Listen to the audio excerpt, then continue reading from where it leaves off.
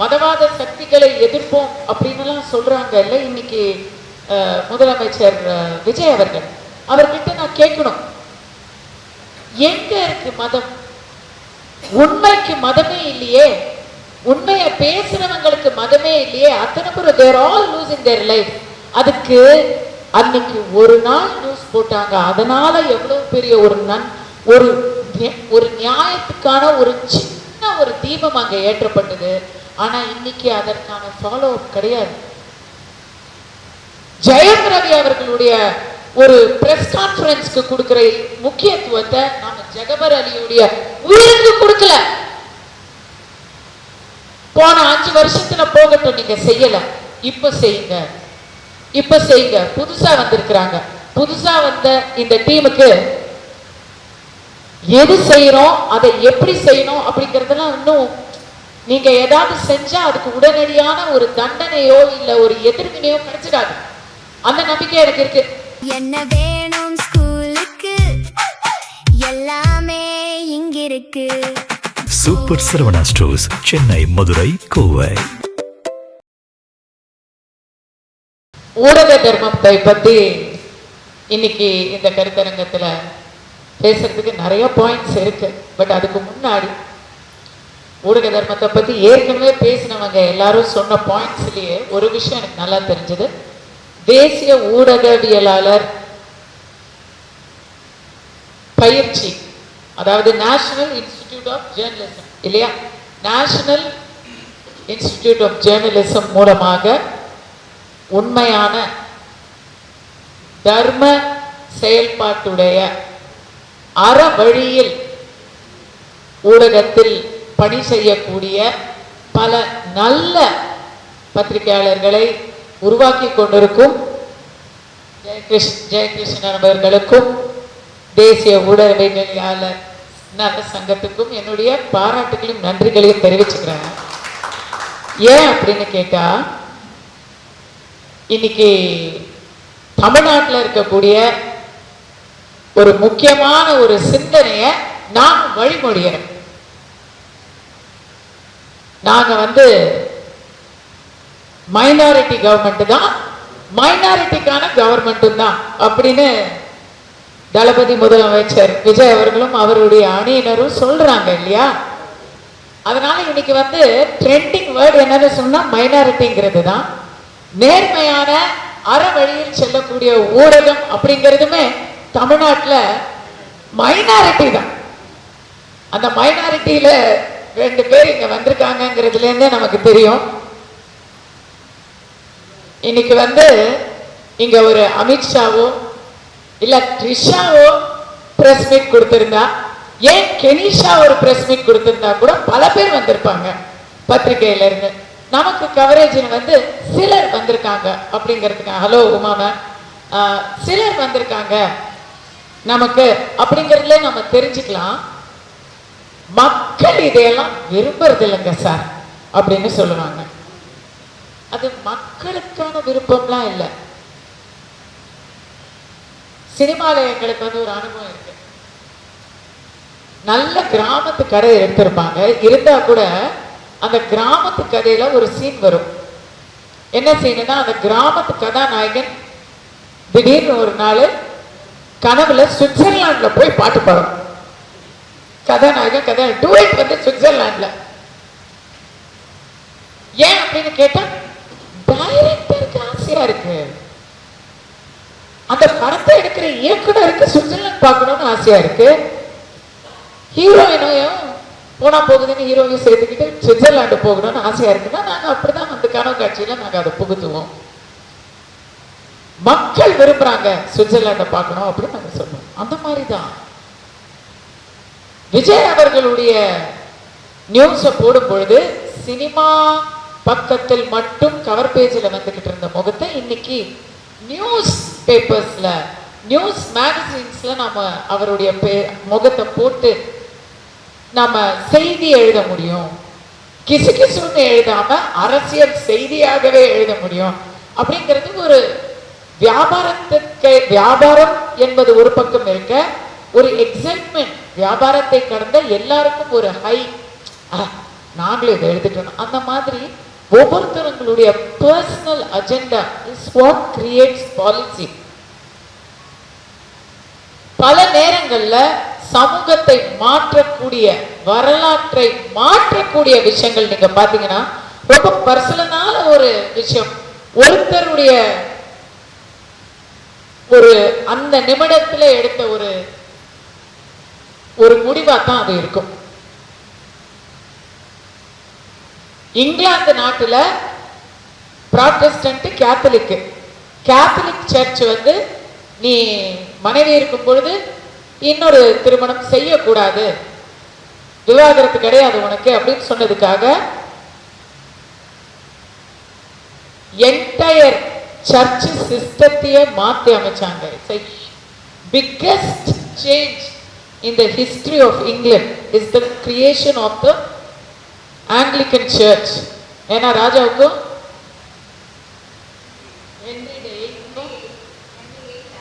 Henry the எய்த்துக்கும் archbishop of கேண்டர்பரிக்கும் சண்டை வந்துருச்சு. அவர் வந்து நீங்க அப்படிலாம் இருக்கக்கூடாது, நாட்டுக்கு ராஜா நீயே இப்படி வந்து ஆன் போலியன் நினைக்கிற அந்த நேரத்துல நீயே ஒரு பெண்ணின் பின்னாடி போகலாமா, அப்படிலாம் நாங்க அலோவ் பண்ண முடியாதுன்னு சொன்னதுக்காக நான் போறது இருக்கட்டும்பா, முதல்ல நீ கிளம்புன்னு சொல்லி அனுப்பிச்சிட்டாங்க கேத்தலிக் சர்ச்சை. இந்த மாதிரி Helen of Troy, the face that launched 1,000 ships ன்னு சொல்லுவாங்க. ஸோ உலகத்தின் மிகப்பெரிய வரலாறுகள்லாம் பார்த்தீங்கன்னா கிரீஸோட ஹிஸ்டரியே வந்து ஒரு பெண்ணின் முகத்துல இருந்து ஆரம்பிச்சிருக்கு. இப்படி ஒவ்வொன்றா சொல்லிக்கிட்டே போகலாம். அதனால personal agenda is what creates policy. So ஊடகத்தை பொறுத்தவரை அந்த ஒரு டெம்டேஷன், அந்த ஒரு விஷயத்துல மிக கவனமாக இருக்க வேண்டி இருக்கிறது. எனக்கு வந்து நம்ம பார்த்தோமே, நேற்று கூட யாரோ செல்ஃபி எடுக்கலங்க, முதலமைச்சர் வந்து முக்கியமா ஏதோ பேசிட்டு இருக்கும் போது அது எடுத்துட்டு இருக்கிறாரு. அங்க வந்து நோட்ஸ் எடுக்கணும் அப்படின்னு பாத்தீங்கன்னா அவர் செல்ஃபி எடுத்துட்டு இருக்கிறாரு, அங்க வீடியோ எடுத்துட்டு இருக்கிறாரு. இதை வெளிப்படுத்திய ஊடகத்துக்கு நம்முடைய நன்றிகளையும் பாராட்டுகளையும் நம்ம தெரிவிக்கிற அதே சமயத்துல ஊடகங்கள் இது போன்ற டெம்டேஷனுக்கு என்னங்க தமிழ்ல டெம்டேஷன், ஒரு மோகத்துக்கு ஒரு மயக்கத்துக்கு உள்ளாகிடக்கூடாது இல்லையா? அந்த உணர்ச்சி மிகுதிக்கு நாம இடம் கொடுத்துடக்கூடாது அப்படிங்கிறது தான். சபலம், கரெக்ட். சபலம் பாத்தீங்களா, நான் எவ்வளவு அப்பாவி பாருங்க. சபலம் என்ற சொல்லு கூட எனக்கு நினைவுக்கு வர மாட்டேங்குது. என்ன மாதிரி எல்லாரும் ஊடகத்துல சபலமே இல்லாமல் சபலம் என்ற சொல்லே தெரியாமல் இருந்தாங்கன்னா அது தமிழ்நாட்டுக்கு கிடைச்ச ஒரு பிறவி பயனா நான் நினைப்பேன். ஏன்னா வரலாற்றை நாம அப்படிதாங்க இருந்திருக்கோம். சுதேசமித்ரன் அப்படிங்கிற பத்திரிக்கை சுப்பிரமணிய ஐயர் பாரதியாரை இறுதி வரை சுதேசமித்ரனில் அவர் இருந்தவரை, அதுக்கப்புறம் அவர் வந்து பத்திரிகை கைமாறி போச்சு, அவர் இருந்தவரை பாரதியாரை அடையாளம் கண்டதும் சரி, அவரின் சுதந்திர வேட்கை மிகுந்த கவிதைகளை மக்களுக்கு கொண்டு சேர்த்ததிலும் சரி, மிகப்பெரிய அளவுல அவங்களுக்கு அந்த காலத்திலேயே வரலாறு எப்பவுமே ஹிஸ்டரி ரிப்பீட்ஸ்னு சொல்லுவோம் இல்ல, அந்த காலத்திலே பிரிட்டிஷ்காரனால் அச்சுறுத்தலுக்கும் தாக்குதலுக்கும் உள்ளானது சுதேசமித்ரன் பத்திரிகை. அப்பவும் அவங்க அந்த சுதந்திர வேட்கை விடல. சோ இப்படி நிறைய சொல்லலாம். இன்னைக்கு வரலாறு ரிப்பீட் அப்படின்னு ஏன் சொல்றேன்னா, இப்ப வந்து குடும்பத்துக்குள்ள தகராறு வந்து குடும்பத்து பத்திரிகையே வந்து ஆபீஸ்ல புகுந்து அடிப்பாங்க. அது கரமா இருந்தாலும் சரி, மலரா இருந்தாலும் சரி, பத்திரிகை ஆபீஸ்ல எல்லாம் தாக்குதல் நடக்கும். இதெல்லாம் நம்ம இன்னைக்கு பாக்குறோம். பட் அன்னைக்கு ஆங்கிலேயர் ஆட்சியில வெர்னாக்குலர் பிரஸ் ஆக்ட் அப்படின்னு கொண்டு வந்தது தமிழ் பத்திரிகைகளை பார்த்து, மராட்டிய பத்திரிகைகளை பார்த்து பயந்துதான். அப்படி ஒரு எந்த கஷ்டம் வந்தாலும் நம்முடைய கொள்கையிலிருந்து சிறிதளவும் நாம் வெளியே வர மாட்டோம், அந்த பாதையிலிருந்து தவற மாட்டோம் அப்படின்னு இருந்த தமிழ்நாடு தான் இது. அப்படிப்பட்ட தமிழ்நாட்டுல இன்னைக்கு காசு கொடுத்தாங்க, பெய்டு மீடியா இப்படிலாம் சொல்றாங்க. ஒண்ணுங்க, மீடியாவை பொறுத்த வரைக்கும் எவ்வளவுதான் பெய்டா இருந்தாலும் மக்களுடைய ஒரு வரவேற்பு இல்லைன்னா அதுக்கப்புறம் நீங்க அப்படியே நெசஞ்சுதான் போயிடணும். ஸோ பெய்டு மீடியாங்கிறத விட இந்த கடந்த 5 ஆண்டுகளா என்ன பொறுத்த வரைக்கும் ரூல் ஆஃப் டெரர், ராக்ஸ்பியர் வந்து அப்படிதான் பிரெஞ்சு புரட்சிக்கு அப்புறம் ஒரு ரெயின் ஆஃப் டெரர் நடத்துவார். யாராவது ஏதாவது பேசிட்டா உடனே பேசுறதுக்கு வாயே இருக்காது, கழுத்தே இருக்காது, நேரம் வெட்டிடுவாங்க. அப்படி ஒரு ரெயின் ஆஃப் டெரர் அவர் வச்சிருந்தாருன்னு சொல்லுவாங்க. அப்படி ஒரு பயம் தான் இங்க மிகப்பெரிய அளவுல பணம் கொடுத்து கூட வாங்க முடியாது. பணம் பாயாத இடத்துல பயம் பாய். ஐயோ எப்பா, நம்மளால என்னத்துக்கு இந்த வம்பு, பேசினா உடனே நம்மள வந்து ஹிட் அண்ட் ரன் கேஸா மாத்திடுவாங்க அப்படிங்கிற பயத்தை எல்லாருக்கும் உண்டு பண்ணிட்டாங்க. உண்மையை சொல்லுங்க, உண்மையை சொல்லுங்க அப்படின்னு சொன்னா ஒரு பத்திரிகையாளனுடைய கடமை என்ன? உண்மையை படம் பிடித்து காட்டுது. கடைசியில என்னாச்சு? படம் மட்டும் பிடிச்சுக்கிட்டு இருந்தாங்க, ஆனா உண்மையை படம் பிடிச்சு காட்டல. முதல்வரை படம் பிடிக்கிற அளவுக்கு பத்திரிகையாளர்களுடைய தரம் தாழ்ந்து போச்சு. என்னுடைய பக்கத்து வீட்டுக்காரர் தான் ஒரு மிகப்பெரிய பத்திரிகையுடைய பொறுப்பாசிரியர். எனக்கு பக்கத்து வீட்டுக்காரர். அவர் தமிழ் பேச மாட்டாரு. வீட்டுல பாட்டெல்லாம் கூட வந்து மேற்கத்திய இசை மட்டும்தான் கேட்பாரு. அவர் வந்து தமிழ்நாட்டுல யார் எப்படி ஆட்சி செய்யணும் அப்படிங்கிறது ஆங்கிலத்துல என்கிட்ட சொல்லியிருக்காரு. அதெல்லாம் வந்து ஒரு காலம் இருக்கட்டும். எதுக்கு சொல்ல வரோம்னா, ஒரு ராஜா கதை, ஒரு ராஜாவுக்கும் மந்திரிக்குமான கதை. மந்திரி எப்படி இருக்கணும்னா, இன்னைக்கு வந்து ஊடகம்ங்கிறது நம்முடைய ஜனநாயகத்துல அதுதான் ஒரு நிலை கண்ணாடி இல்லையா? அண்ணா சொன்ன மாதிரி சட்டம் ஒரு இருட்டறை, அதில் வக்கீலின் வாதம் ஒரு விளக்குங்கிற மாதிரி நம்முடைய நாட்டிற்கு ஒரு வழிகாட்டியாக, ஒரு கலங்கரை விளக்கமாக இருக்க வேண்டியது பத்திரிகையின் கடமை, தர்மத்தை தாண்டிய ஒரு கடமை இல்லையா? ஆனா அவங்க எப்படி ஆயிட்டாங்கன்னா, கடைசியில தலையாட்டி பொம்மைகள் ஆனதுதான் நம்முடைய தமிழ்நாட்டில் ஒரு மிகப்பெரிய அவலமாக நம்ம பார்க்கிறோம். ஒரு ராஜா இருந்தானா, அந்த ராஜாவுக்கு ஒரு மந்திரி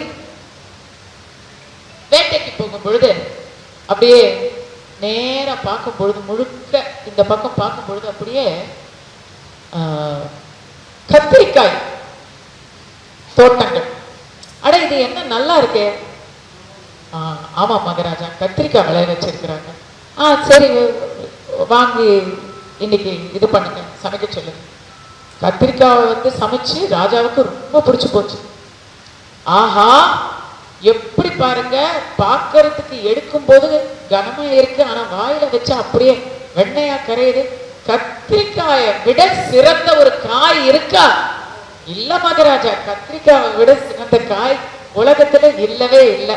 இனி தினமும் நம்முடைய அரசு சமையலறையில் கத்திரிக்காய் சமைக்கப்பட வேண்டும் அப்படின்னு ராஜா உத்தரவு போடுறாங்க.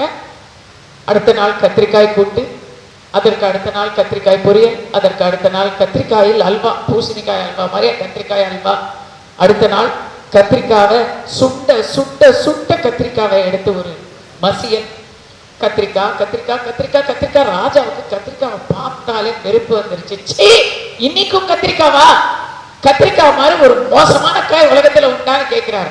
ஆமா மகாராஜா, கத்திரிக்காய் போன்ற ஒரு மோசமான காய் உலகத்திலேயே இல்லை அப்படின்னு மந்திரி ஒத்து உதவும். ராஜா கத்திரிக்காவை விட்டுன்னு மந்திரி கிட்ட திரும்பி கேட்கிறாரு, என்னையா நீ ஒரு வாரம் முன்னாடி கத்திரிக்காய் தான் சூப்பர்னு சொன்ன, இன்னைக்கு கத்திரிக்காய் வந்து அதை விட மோசம் எதுவுமே இல்லைன்னு சொல்றிய அப்படின்னு கேட்டதுக்கு, ஆமா மகாராஜா, நான் உங்களுக்கு தானே மந்திரி, கத்திரிக்காய்க்கு மந்திரி இல்லையே அப்படின்னாராம். அது போல நம்முடைய ஊடகங்களை பொறுத்த வரைக்கும் இடிப்பாறை இல்லாத ஏமரா மன்னன் கெடுப்பார் இல்லாமல் கெடும் அப்படிங்கிற கதையா நீங்க தான் கேட்க போறீங்க. ஆகா நீங்க பிரமாதம், ஆஹா போட்டோ ஷூட் பிரமாதம். முதலமைச்சர் சாப்பிட்டார், முதலமைச்சர் அந்த வீட்டில் போய் சாப்பிட்டார், முதலமைச்சர் அந்த வீட்டில் போய் கையால் எடுத்து சாப்பிட்டார். இப்படியெல்லாம் அவர் வந்து அந்த சத்துணவு கூடத்துல போய் ஸ்டாலின் ஐயா வந்து ஆய்வு மேற்கொண்டார். உடனே அவர் எடுத்து கையால் எடுத்து சாப்பிட்டார், அதே கையால திருப்பி எடுக்கிறாரு. அது ஆகாக ஓகோகம், ஆகா ஓகோ ஆகாக ஓகோ. இம்சை அரசன் புலிகேசி படம் பார்க்குற மாதிரியே ஒரு ரீப்ளே மாதிரியே இருந்தது. ஆனா இவங்க என்ன பண்ணிக்கிட்டு இருக்காங்கன்னு பார்த்தா இவங்க பாராட்டிக்கிட்டு இருக்காங்க போல இருக்கு. அவங்களுக்கு விளம்பரத்துக்காக பணத்துக்காக பாராட்டிக்கிட்டு இருக்காங்க போல இருக்குன்னு பார்த்தா இல்ல, எதுக்கு வந்து பாராட்டி வச்சிருவோன்னு எலெக்ஷனுக்கு அப்புறம் கூட தேர்தல் முடிஞ்சு ஓட்டெல்லாம் ஏறக்குறைய எல்லாருக்கும் ஓரளவுக்கு ஐடியா வந்துருச்சு. திமுக போகுதுன்னு தெரிஞ்சப்புறம் கூட எதுக்கும் இருக்கட்டும்னு எக்ஸிட் போல்ல கூட திமுகவுக்கு 50% கொடுத்தாங்க பாருங்க. அதுதான் பார்த்தியன் ஷாட் அப்படிம்பாங்க. அது கிரிக்கெட்ல பார்ட்டிங் ஷாட் அப்படின்னு மாறி போச்சு. அது ஆக்சுவலி பார்த்தியன் ஷாட். பார்த்தியன் ஷாட்னா என்னன்னா, பார்த்தோஸ் நகரத்து வீரர்கள் வந்து குதிரையில பின்பக்கமா பார்த்து அம்பு எய்து விட்டு போய்கிட்டே இருப்பாங்க. முன்னாடி போய்கிட்டே இருப்பாங்க, பின்னாடி வந்து அம்பு எய்வாங்க. அதாவது போகும்போது கூட ஒரு 4 பேரை போட்டு தள்ளிட்டு போகுது. அதுதான் பார்ட்டிங் ஷாட். போகும்போது கூட 4 பேரை சோழிய முடிச்சுட்டு போறது. அது போல கடைசி வரைக்கும் ஐயா மகாபிரபு வெற்றி நிச்சயம், நீங்க தைரியமா இருங்க அப்படின்னு சொல்லிக்கிட்டே இருந்தாங்க. கடைசி வரைக்கும் பாவம் குளத்தூர்ல தோத்து போயிட்டாருங்க. எனக்கு என்னமோ டவுட், எல்லா பத்திரிகைகளும் எல்லா ஊடகங்களும் இன்னைக்கு தமிழ்நாட்டுல சொந்த பேர்ல ஒரு அக்கௌண்ட், ஃபேக் ஐடியில ஒரு அக்கௌண்ட் வச்சு நடத்துறாங்களா அப்படின்னு ஒரு டவுட். ஏன்னா அன்னைக்கு குளத்தூர்ல ரிசல்ட் அனௌன்ஸ் ஆகிற டைம்ல வரலாறு காணாத அளவுக்கு மீம்ஸ் சோசியல் மீடியாவை ஃபிளட் பண்ணுது. அதெல்லாம் எங்கேருந்து பிக்சர் எடுத்தாங்க அப்படின்னு எனக்கு நிஜமா சந்தேகமாவே இருக்கு. இப்படி ஒருத்தங்களை வந்து புகழ்ந்து புகழ்ந்தே அவங்களுடைய தவறுகள் எதையுமே அவங்களுக்கு தெரியாம செய்து இந்த ஊர்ல பாலும் தேனும் ஓடிக்கிட்டே இருக்கு. நீங்க எங்க கை வச்சாலும் எங்க போனாலும் சந்தனமா மணக்குது அப்படின்னு சொல்லி சொல்லியே ஒரு ஆட்சியே கவிழ்த்துட்டாங்க பாருங்க. அந்த ஒரு பத்திரிகை பவரை நாம வந்து பாராட்டித்தான் ஆகும் இல்லையா? இது திருவள்ளுவர் ஒன்று சொல்லியிருக்கிறாருன்னா அதே வந்து மிக அழகாக பத்திரிகை தர்மம் அப்படிங்கிறது மட்டுமல்லாமல் ஒட்டுமொத்த தர்மத்தையுமே மிக அழகாக வடமொழியிலையும் சொல்லியிருக்காங்க. சத்தியம் ப்ரூயா பிரியம் ப்ரூயா,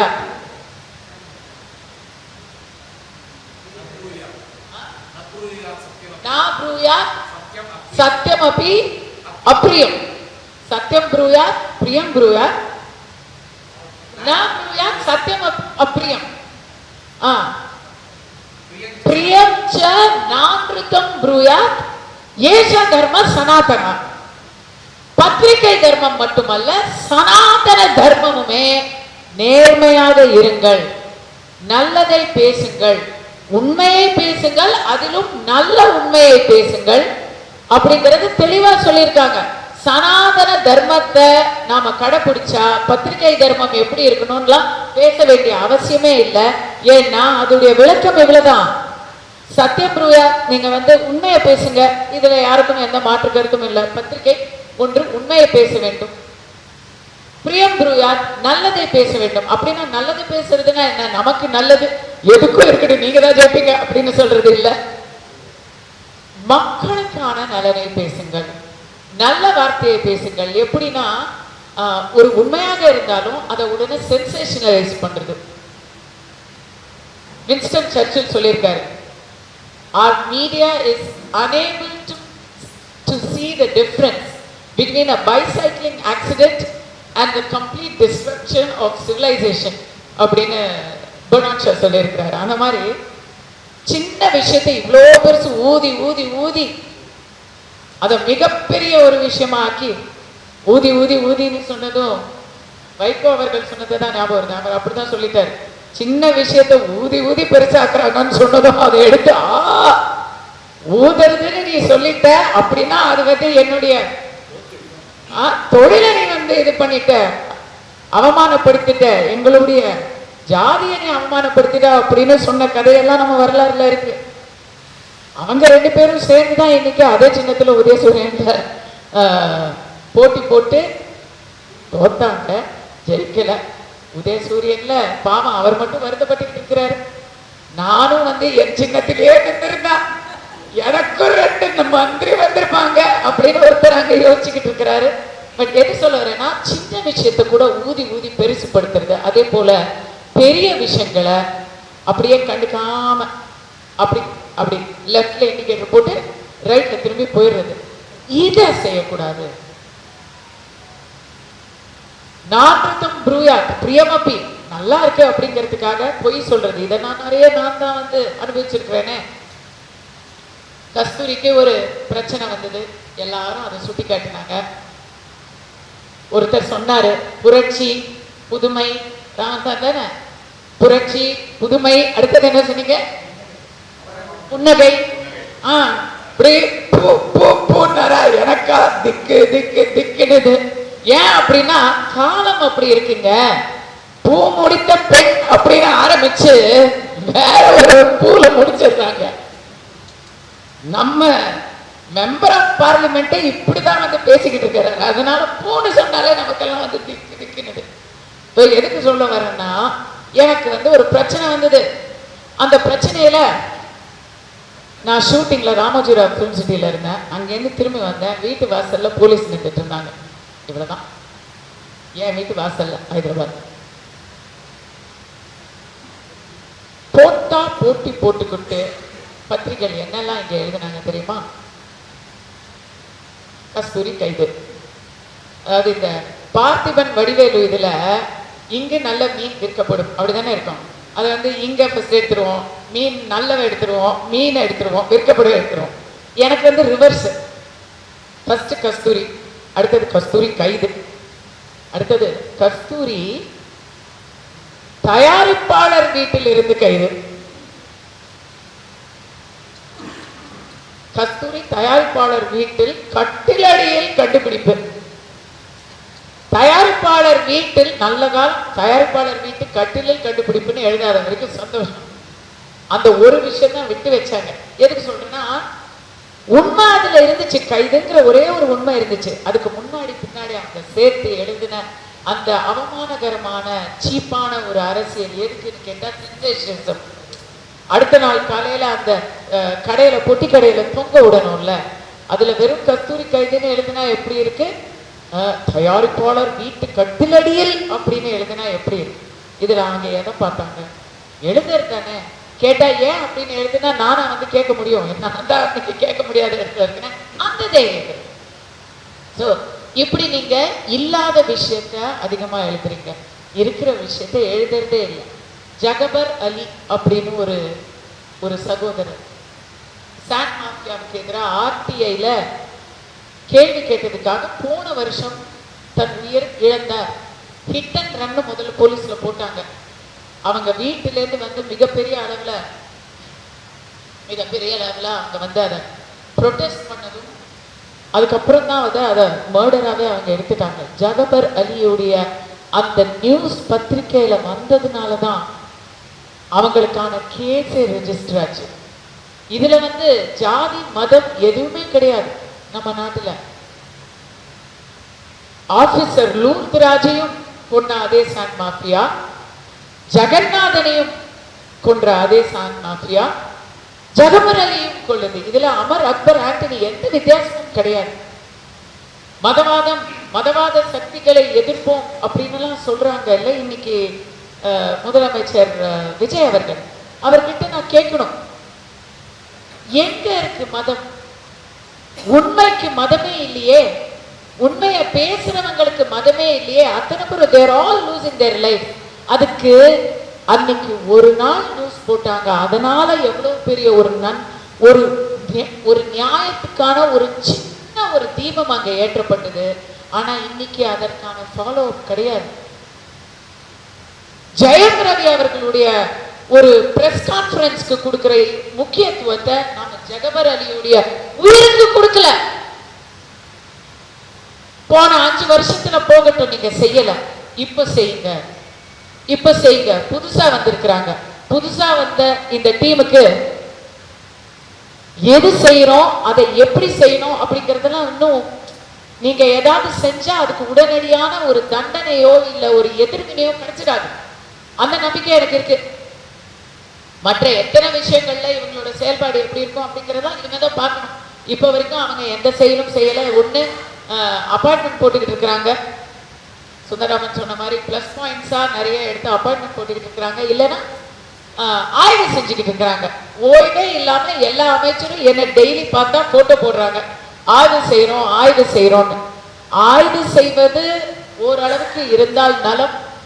டெய்லி ஆய்வே அவங்க செஞ்சுக்கிட்டு இருந்தாங்க. அப்புறம் போன அரசு மாதிரி இவங்களுக்கும் வந்து மக்கள் ஓய்வு கொடுக்கறத பத்தி யோசிக்க ஆரம்பிச்சிருவாங்க. ஆய்வுங்கிறது கண்டிப்பா தேவைதான். ஆனா எங்களுக்கு ஏற்கனவே வரலாறுல இதுவும் இருக்கே. கலைஞருடைய முதல்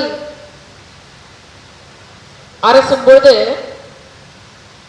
இப்போ 3வது அரசுல வந்து கமிஷன் பயங்கர ஃபேமஸ் ஆயிடுச்சு. ஆனா அது முதல் அரசுலயே ரொம்ப ஃபேமஸ். என்ன பிரச்சனைனாலும் உடனே விசாரணை கமிஷன் வச்சிருவாங்க. அவ்வளவுதான். வீராணமா கமிஷன், சர்க்காரியான கமிஷன், எல்லாமே விசாரணை கமிஷன் தான்.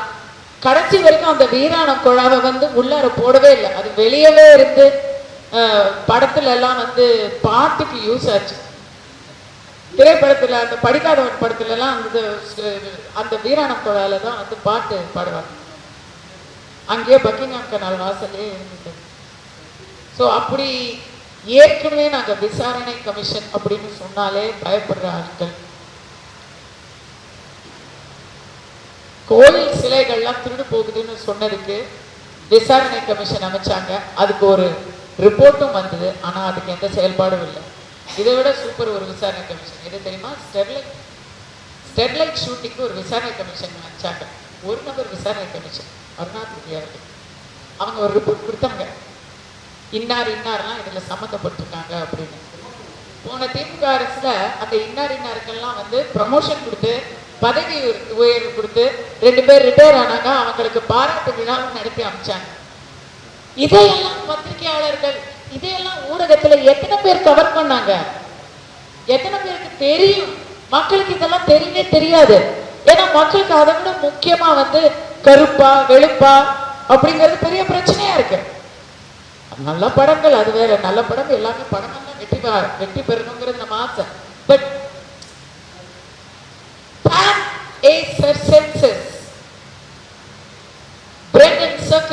மட்டும் காமிச்சு மக்களை வந்து ஒரு வித இருளையே ஒரு வித மயக்க நிலையிலேயே வச்சிருக்க கூடாது இல்ல. அதுல இருந்து அந்த விளக்குக்கு நம்ம அந்த வெளிச்சத்துக்கு வரணும் இல்ல. அதுக்கு பத்திரிகையாளர்கள் அந்த ஊடக தர்மத்தை ஃபாலோ பண்ணணும் இல்ல. இப்ப ஆப்ஷன் கிடைச்சிருக்கு, இவங்க என்ன செய்ய போறாங்கன்னு தெரியாது. ஆனா கண்டிப்பா போன கவர்மெண்ட்ல செஞ்ச எதுவுமே செய்ய போறது இல்ல. கண்டிப்பா அந்த ஒரு விஷயத்துல இவங்க கிளியரா இருப்பாங்க அப்படின்னு நினைக்கிறோம். அந்த ஹனிமூன் பீரியட் முடியறதுக்குள்ள this is your opportunity, seize it, carpe diem, seize the day. இப்போ சொல்ல வேண்டியதெல்லாம் சொல்லி முடிச்சிருங்க. நாளைக்கு ஆப்ஷன் கிடைக்குமோ கிடைக்காது. இன்னைக்கு சந்தர்ப்பம் கனிந்து வந்திருக்கு, சொல்ல வேண்டியதெல்லாம் சொல்லி முடிச்சிருங்க. இது பத்திரிகையாளர்களுக்கு மட்டும் இல்ல, என் கட்சியில கூட அப்படிதான். இப்போ அர்ஜென்ட்டா வந்து நாங்க சொல்றதெல்லாம் இப்ப சொல்லி முடிச்சுக்கிட்டு இருக்கோம்.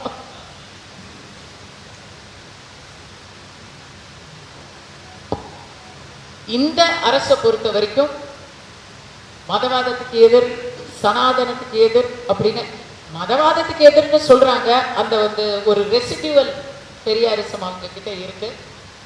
ஆனா சனாதனத்தை ஒழிக்க வேண்டும் அப்படின்னெல்லாம் வந்து சொல்லி மக்களுடைய தீராத ஒவ்வாமையை அவங்க வாங்கிக்கிறது இல்லை. இருந்தாலும் அப்படி சொல்றவங்களையும் இவங்க தட்டியும் கேட்கறது இல்லை. ஸோ எதுவுமே இது வரைக்கும் செய்யலை.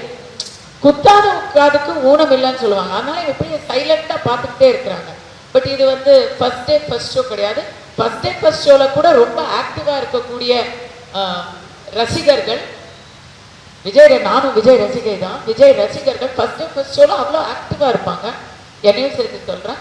இங்க வந்து தவறான பேச்சுக்களை யாரும் பொறுத்துக்க மாட்டாங்க. அதற்கான பதிலடியை கொடுக்க வேண்டும், உடனடியாக கொடுக்க வேண்டும். அப்படி அவர் கொடுக்கலைன்னா அதை பத்திரிகைகள் வந்து அதை தூண்ட வேண்டும். சொல்லுங்க, பதில் சொல்லுங்க அப்படின்னு கேட்கணும். இன்னைக்கு மேடையில பேசுறது கிடையாது. இதை வந்து பத்திரிகையில ஒவ்வொரு நாள் செய்தியிலும் இந்த மாதிரி உதயநிதி சொன்னாரு, சட்டசபையில வந்து சனாதனம் ஒழிய வேண்டும் அப்படின்னு சொல்றாரு. ஏன் சொல்லுங்க பார்க்கலாம். தமிழ் வாழ வேண்டும், தமிழர் வாழ வேண்டும், தமிழர்களுக்கு நேர்மையான அரசு கிடைக்க வேண்டும். இதெல்லாம் ஏன் சொல்ல மாட்டேங்கிறீங்க? ஊழல் ஒழிய வேண்டும் ஏன் சொல்ல மாட்டேங்கிறீங்க? லஞ்சம் ஒழிய வேண்டும், இதெல்லாம் சொல்லியிருக்கணும்ல சட்டசபையில. சொல்ல வாய் வராது. ஏன்னா அதுல எல்லாம் வந்து அதாவது அவர் சம்பந்தப்படாத ஒரு விஷயத்தை தான் அவர் ஒழிக்கணும்னு சொல்லுவார். அதனால சனாதனத்தை ஒழிக்கணும். அதை ஏன் கேட்டுக்கிட்டு இருக்கிறீங்க? அப்படி கேட்டவங்களை கேள்வி கேட்கணும். அந்த கேள்வியை நான் இன்னைக்கு கேட்கிற மாதிரி பத்திரிகைகள் கேட்கணும். ஏன்னா பிறப்புக்கும் எல்லா உயிருக்கும் சிறப்புப்பா, செய்தொழில் வேற்றுமையா இல்லையா? அப்படின்னா என்ன? என்னமோ திருவள்ளுவர் வந்து தனியா வந்து எல்லாருக்கும் பிறப்பால் எல்லாரும் சமம் அப்படின்னு அவர்தான் முதல்ல சொன்னதா சில ஸ்கிரிப்ட் ரைட்டர்ஸ் நம்பிக்கிட்டு இருக்காங்க. ஆனா திருக்குறள் என்பது ஒரு சனாதன நூல். அறம், பொருள், இன்பம், வீடு அப்படிங்கிறது சனாதனத்தின் 4 பேர்கள். அர்த்த, காம, மோட்ச. அதுதான் வந்து சனாதனத்துடைய அந்த பாத்வே, ஒரு பாதை. தர்ம, அர்த்த, காம, மோட்ச. அதுதான் திருக்குறள்ல அறம், பொருள், இன்பம், வீடு. எக்ஸாக்டா அதுதான். திருக்குறளை விட சிறந்த சனாதன நூல் இல்லை. அதனாலதான் சதுர்வர்ணம் மயா சிருஷ்டம் அப்படின்னு கீதையில் சொல்லப்பட்ட அந்த ஸ்லோகத்தை தான் பிறப்புக்கும் எல்லா உயிருக்கும் அப்படின்னு வள்ளுவர் எழுதியிருக்கிறாரு. இது பல பேருக்கு தெரியல. இன்னைக்கு பத்திரிகை மூலமா தெரிஞ்சுக்கோங்க. பத்திரிகை தர்மம் அப்படிங்கிறதுக்கு முன்னாடி நம்முடைய இந்து தர்மம் என்ன சொல்லுது அப்படின்னு பாருங்க. குணகர்ம விபாகையா அப்படின்னு தானே சொல்லுது. பிறப்பால் அல்ல, நான் சிருஷ்டித்திருக்கக்கூடிய, நான் உருவாக்கி இருக்கக்கூடிய 4 வேறுபாடுகள் அவரவருடைய குணநலனையும் செயல்பாடுகளையும் பொறுத்தே அப்படின்னு கடவுள் வாக்கு. இதே வாக்கத்தானே பிறப்புக்கும் எல்லா உயிருக்கும் அப்படின்னு வள்ளுவர் எழுதியிருக்காரு. அப்ப எதை நீங்க மதவாதம்னு சொல்றீங்க?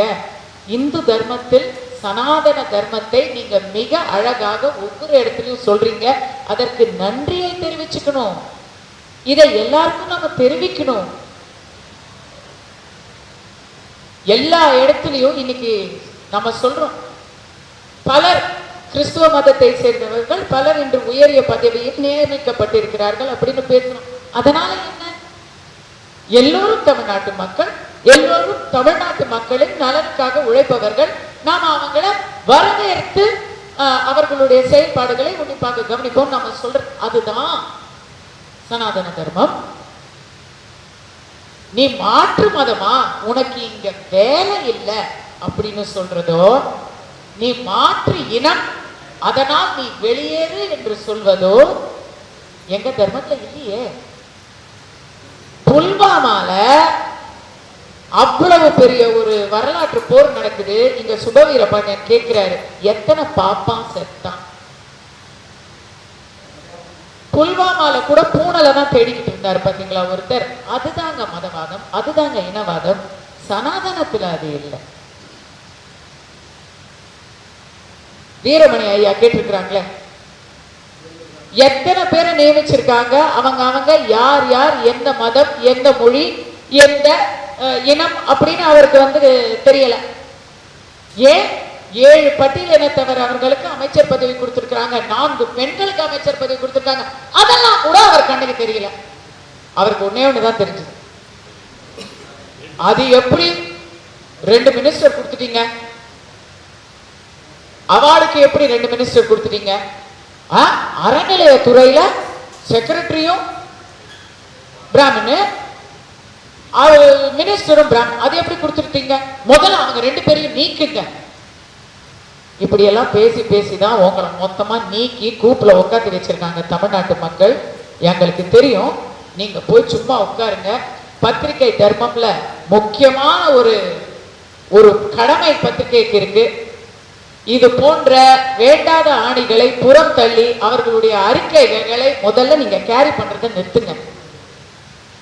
நிஜமாவே அந்த இடத்துல ஏதாவது ஒரு கவர்ச்சி படமோ ஒரு கிசுகிசுவோ கூட எழுதிக்கிங்க, விற்பனையாவது கொஞ்சம் அதிகமா. மற்றபடி